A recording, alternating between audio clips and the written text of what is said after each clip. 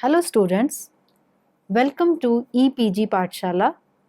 I am Dr. Anupama, Professor at Department of Economics, Punjabi University, Patiala. I am going to talk about the module UN Habitat Agendas, Past, Present and Future, from Population, Urbanization and Poverty. So students, we are going to discuss about the historical developments that have led to adoption of UN Habitat Agenda. We will also discuss its aims, achievements, recent activities and the future plans. This module aims to throw light on the questions: what is UN Habitat Agenda? What are the historical developments behind the adoption of UN Habitat Agenda? What are the goals and principles of UN Habitat Agenda?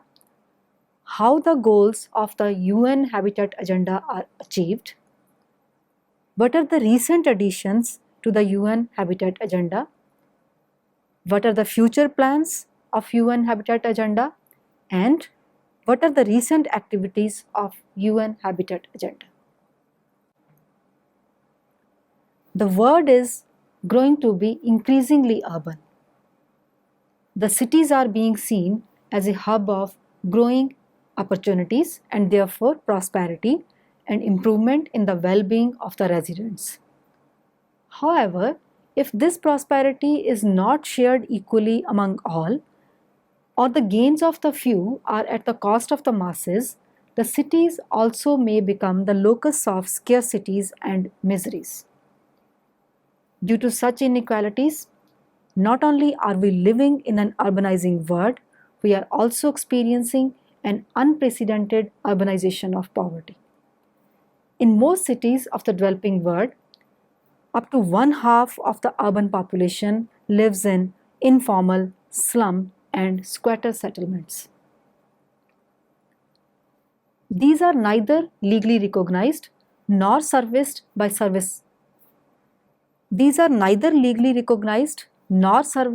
city authorities. At least 600 million urban residents in the developing countries, and the number are growing, live in a poor quality housing with adequate provision of water, sanitation and drainage. As a result, their lives and health are under continuous threat. For them, urban living has become a nightmare, far removed from the dreams of safety and prosperity held out by city visionaries. Cities are and will remain the centers of global finance, industry and communications, home to a wealth of cultural diversity and political dynamism, immensely productive, creative and innovative. However, they have also become breeding grounds for pollution and congestion. Unsustainable patterns of consumption among dense city populations, concentration of industries, intense economic activities, increased use of motor vehicles, and inefficient waste management all suggest that the major environmental problem of the future will be city problems. Poor urban governance and bad policies have further exacerbated environmental degradation and deteriorating living conditions in many cities. However, the developing countries may be underprepared and under-resourced for meeting the challenges of growing urbanization. Keeping these issues in the perspective, the second United Nations Conference on Human Settlements, that is Habitat II, was held in Istanbul, Turkey in June 1996.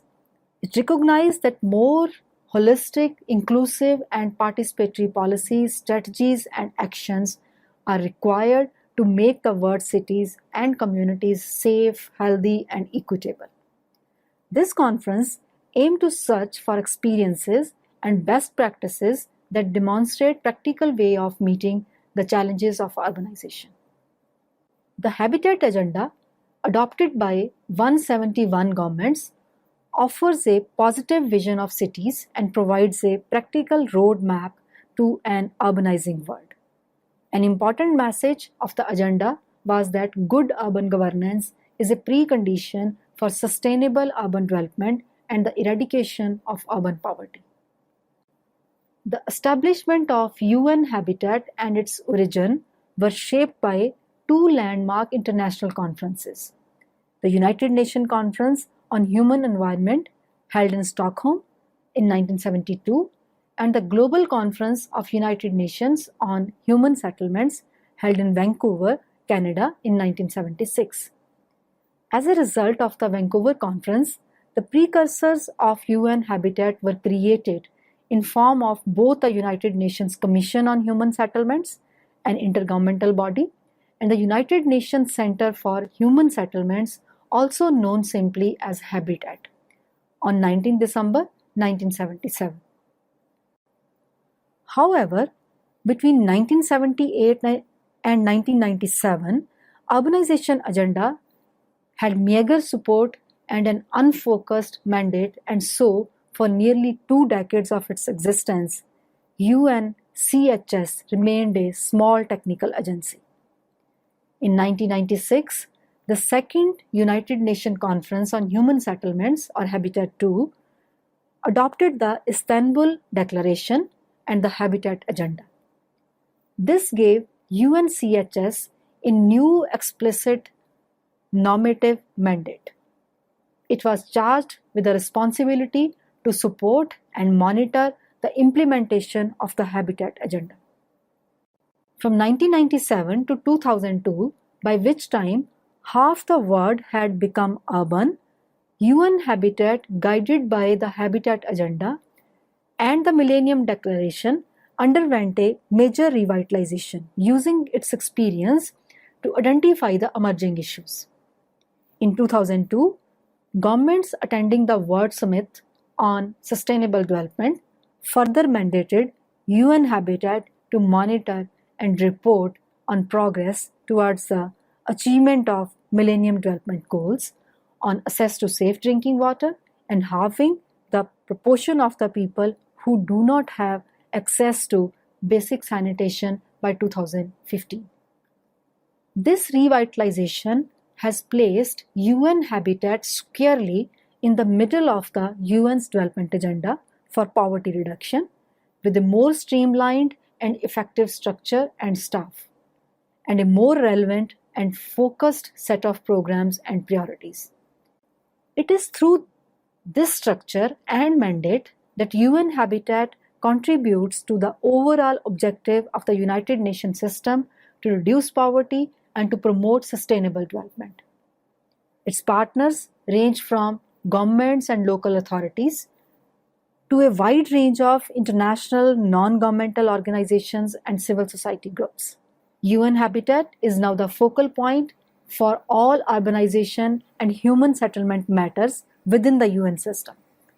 Now, the United Nations General Assembly has decided to convene a third United Nations Conference on Housing and Sustainable Urban Development, that is Habitat III, in 2016. The main objective of the conference is to reinvigorate the global commitment to sustainable urban development, focusing on implementation of a new urban agenda. Now let us discuss about the goals and principles of Habitat Agenda.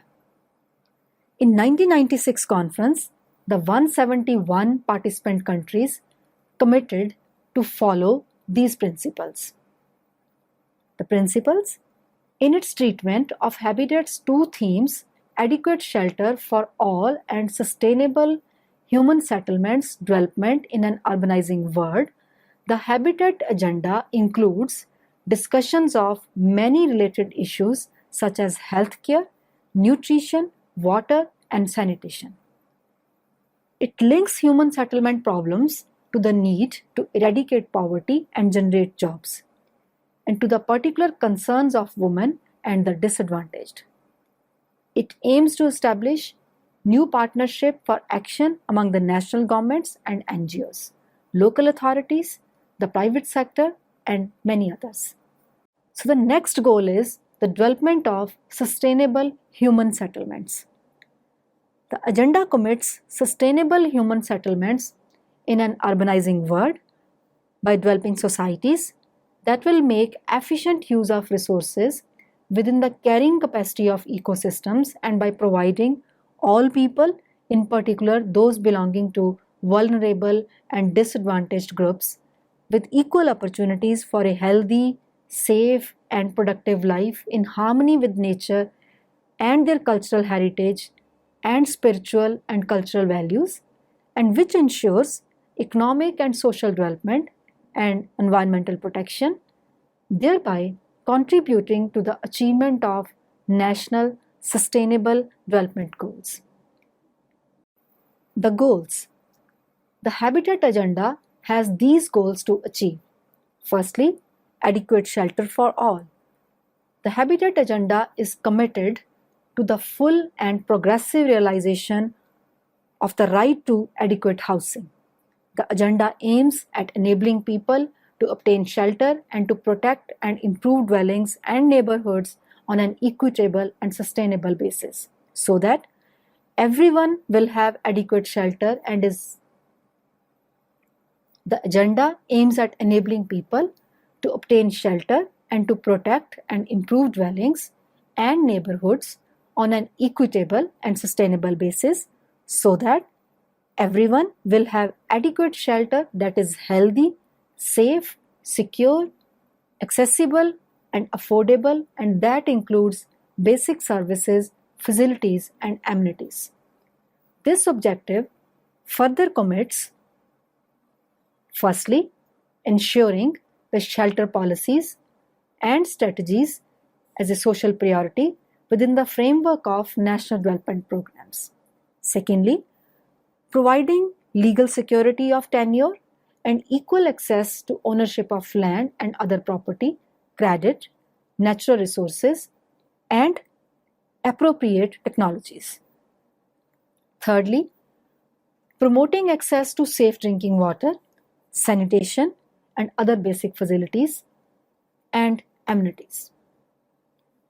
Fourthly, promoting non-discriminatory and appropriate financing for housing and for community development. Fifthly, promoting locally available, affordable, safe, efficient, and environmentally sound construction methods and technologies that emphasize optimal use of local human resources and encourage energy-saving methods that are protective of human health. Sixthly, it aims at designing and implementing standards that provide accessibility to persons with disabilities. It also aims at increasing the supply of affordable housing through partnerships among public, private, and community initiatives. It targets helping the family in its supporting, educating, and nurturing roles, and encouraging social and economic policies that are designed to meet the housing needs of the families and their individual members, especially the most disadvantaged and vulnerable members, with particular attention to the care of children. It also aims at promoting education and health for the homeless, displaced persons, indigenous people, women and children who are survivors of family violence, persons with disabilities, older persons, victims of natural and man-made disasters, and people belonging to vulnerable and disadvantaged groups. It aims at protecting the legal traditional rights of indigenous people to land and other resources. It also aims at protecting all people through legal protection from forced evictions, and when evictions are unavoidable, it aims at ensuring an appropriate alternative. Next goal of UN Habitat Agenda is financing shelter and human settlements. Since housing and shelter is a productive sector, it is necessary to strengthen the existing financial mechanisms. It requires mobilization of additional resources from international, national, regional, as well as at the local level. It is also recognized that the local institutions involved in microcredit hold a significant potential to finance the housing for the poor.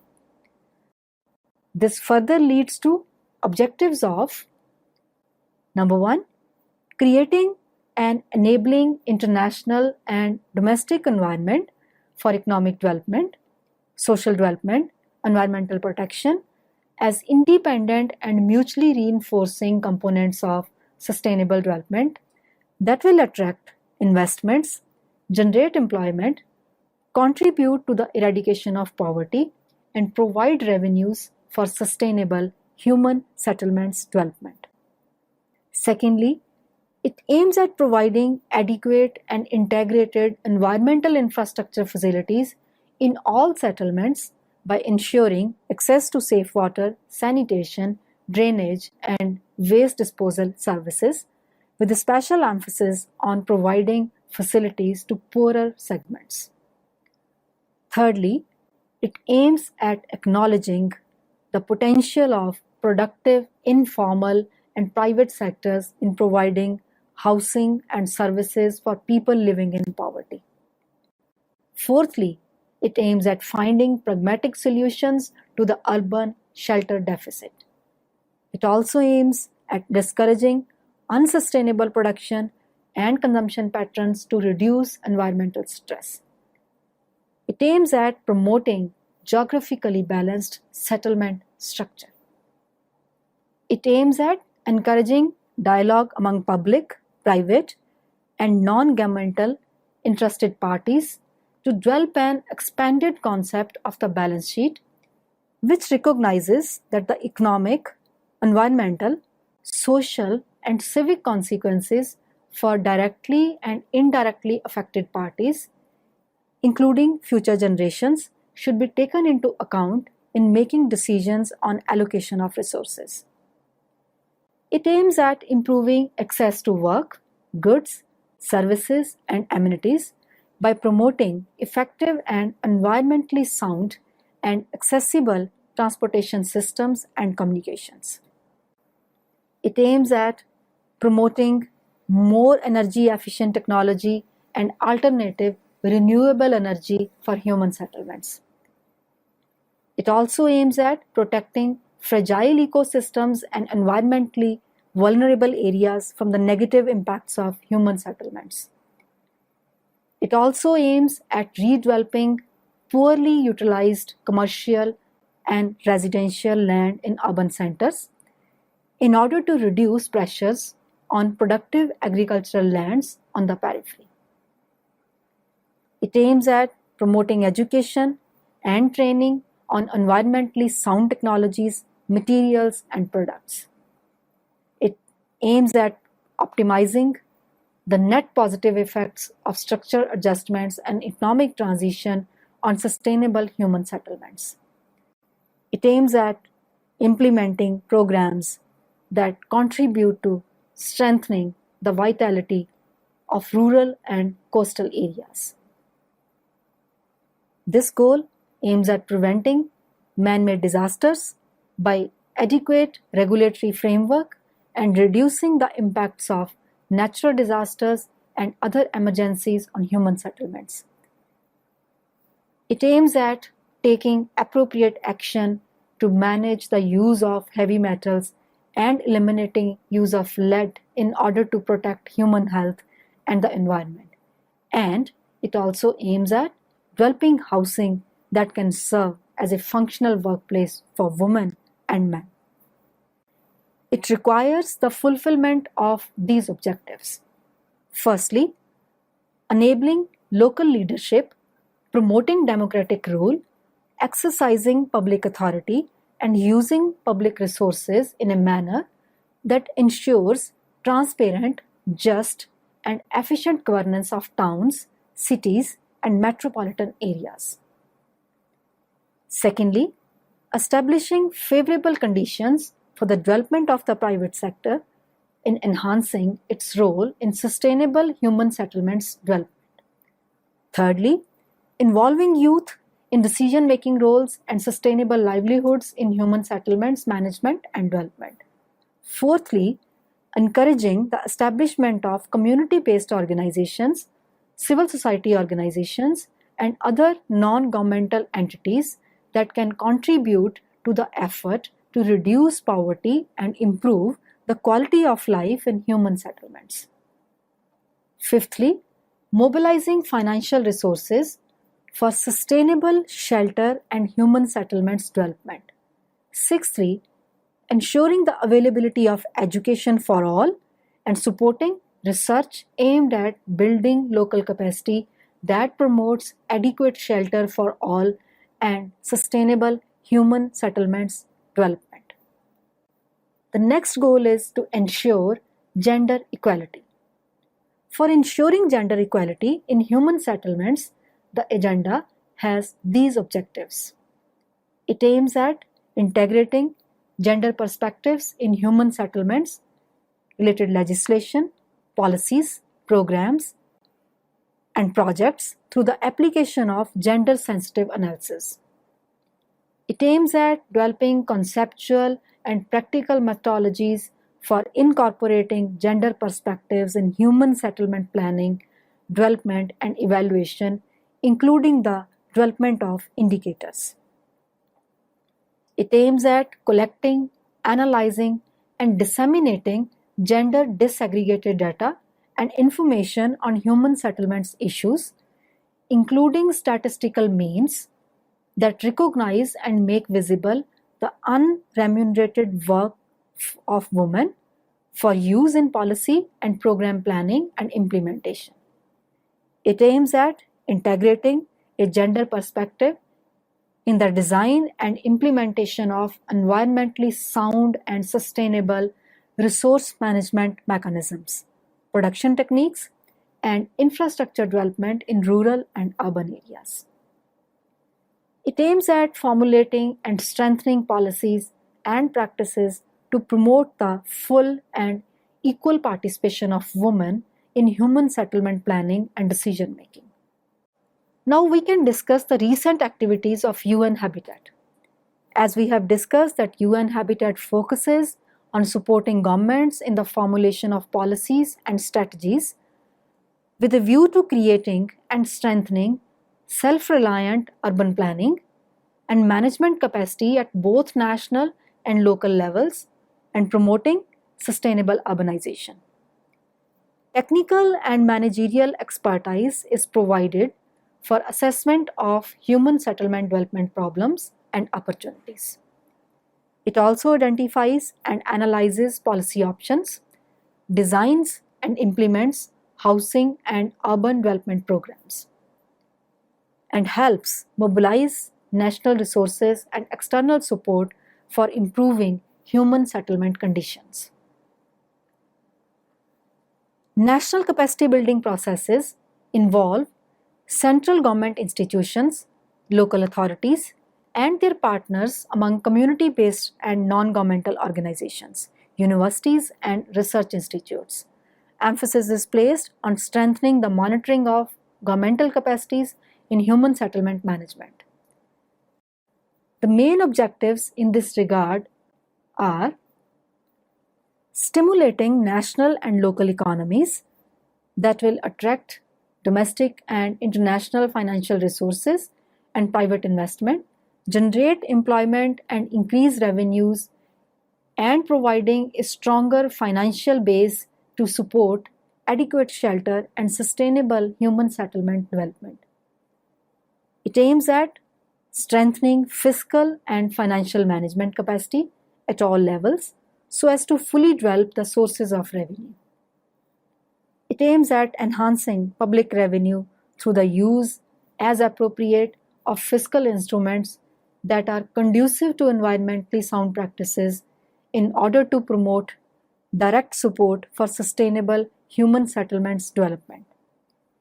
It aims at strengthening regulatory and legal frameworks to enable markets to work and in partnership with local communities and to encourage a wide range of other partnerships to finance shelter and human settlements development. It aims at promoting equal access to credit for all people. It aims at adopting, where appropriate, transparent, timely, predictable, and performance-based mechanisms for the allocation of resources among different levels of governments and various sectors. It also aims at fostering the accessibility of the market for those who are less organized and informed or otherwise excluded from participation by providing subsidies where appropriate and promoting appropriate credit mechanisms and other instruments to address their needs. The next goal of UN Habitat Agenda is international cooperation. It has been recognized that there is a need of international cooperation and partnership that will assist in the implementation of national plans of action and the global plan of action and in the attainment of the goals of the Habitat Agenda.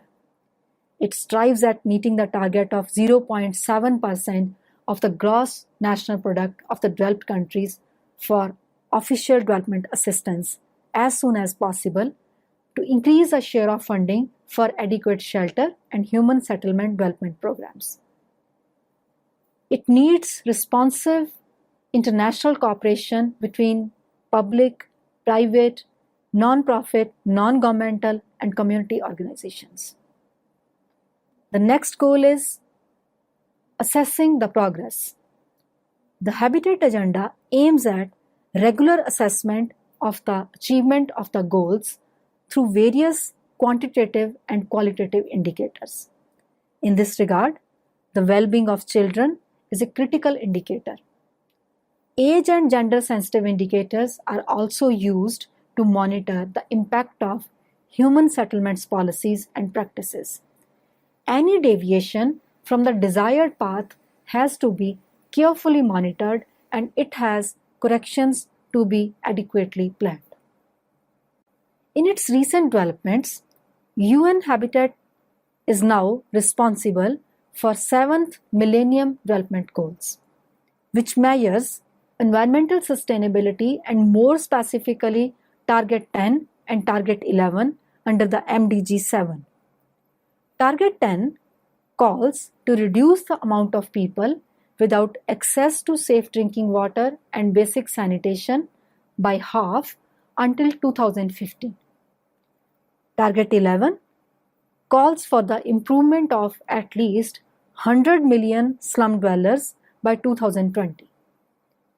This goal is hoped to be achieved through UN Habitat's role in monitoring and assisting member states towards the improvement of city slums. In addition to addressing the problems of housing condition in Target 10, Target 11's topic of water and sanitation improvement was a key theme for 2013 as the MDG deadline approaches. Now let us discuss about Habitat 3.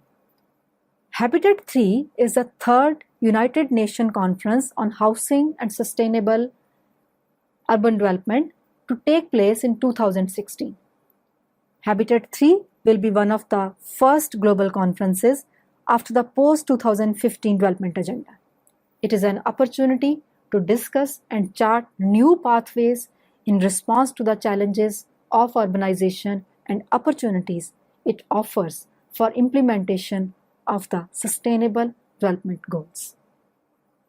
The conference promises to be unique in bringing together diverse urban actors such as governments, local authorities, civil society, private sector, academic institutions, and all relevant interest groups to review urban and housing policies affecting the future of cities within an international governance architecture with a view to generate a new urban agenda for the 21st century.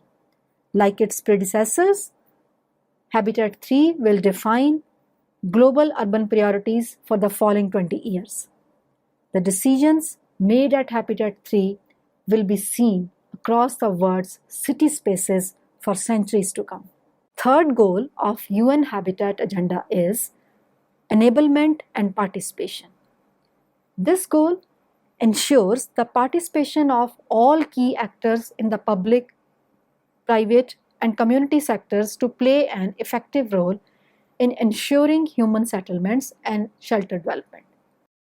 In line with UN Habitat's going institutional reforms, country-level activities are focusing on the following thematic areas.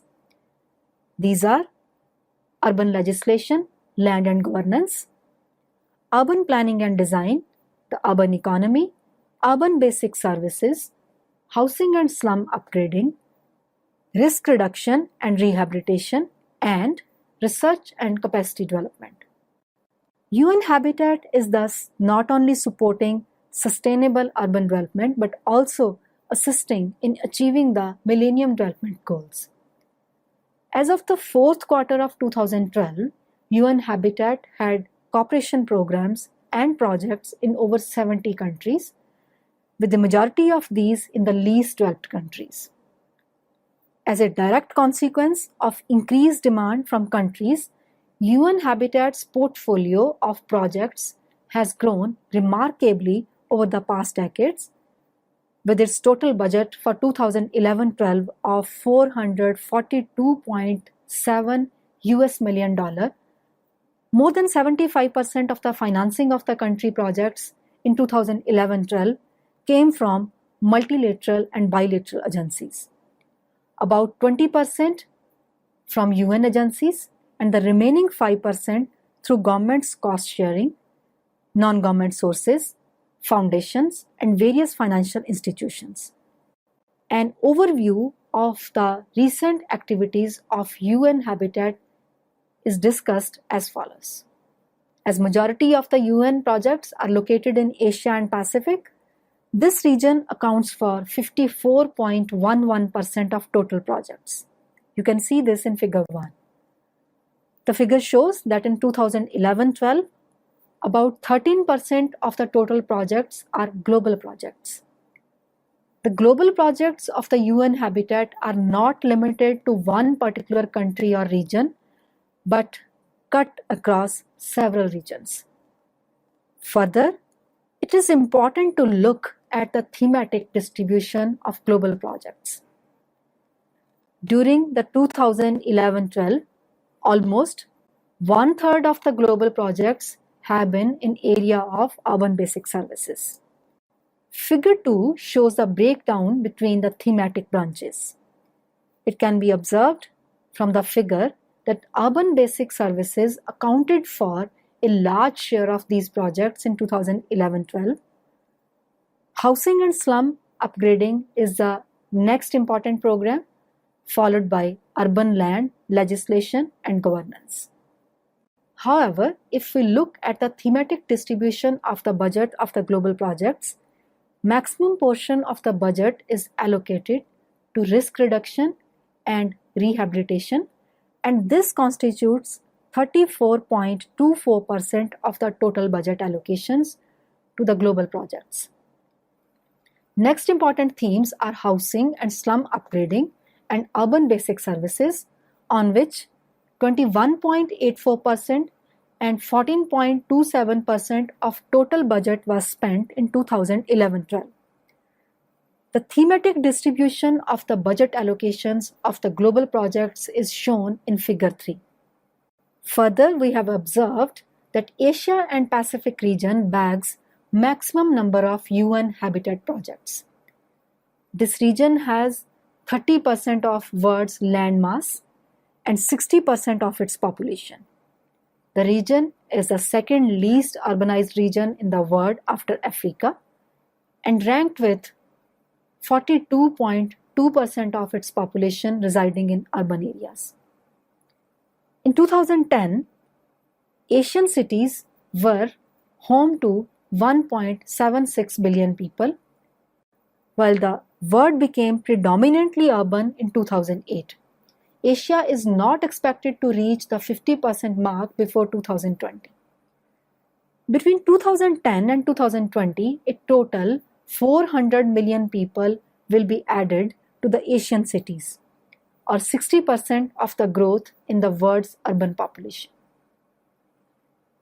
This region, like all the developing countries, suffer from the problems of slums, unmanaged increase in urbanization, growth of slums, urban pollution, urban poverty and inequality, and growing informal economy in the urban areas. Therefore, providing sustainable settlements in this region is a major issue. The thematic distribution of UN habitat projects in Asia and Pacific is shown in Figure 4. The figure shows that risk reduction and rehabilitation had the largest share in total projects in the year 2011. But by the year 2012, its share fell and it came nearly equal to the share of the projects related with housing and slum upgradation. Thus, in the year 2012, housing and slum upgradation, risk reduction and rehabilitation, and urban basic services were the main habitat projects in Asia and the Pacific region. Besides, over the recent years, UN Habitat has been successful in introducing and mainstreaming climate change mitigation through successful pilot projects and regional advocacy. So students, let us summarize what we have learned in this module. The world population is growing to be urban at a very rapid rate. It is estimated that by 2050, 2/3 of the world population would be urban. Therefore, the developing countries have to meet several economic, planning, environmental, demographic, and social challenges. These economies have to face the problem of increasing unemployment, informalization, and aggravating problem of slums, particularly under conditions of inadequate planning. In these economies, the climate and environmental change are also significantly urban concerns because they introduce and reinforce many hazards that can disrupt or destroy urban infrastructure and economies. Despite these problems, these economies are also trying hard to improve the quality of life of its citizens. The UN Habitat is increasingly helping these economies in achieving these objectives through its projects. UN Habitat is now preparing for Habitat 3 to be held in 2016, which will have focus on reinvigorating the global commitment to sustainable human settlements for a world which is rapidly being urbanized. That's all with today's lecture. I hope you must have enjoyed this lecture. Thank you.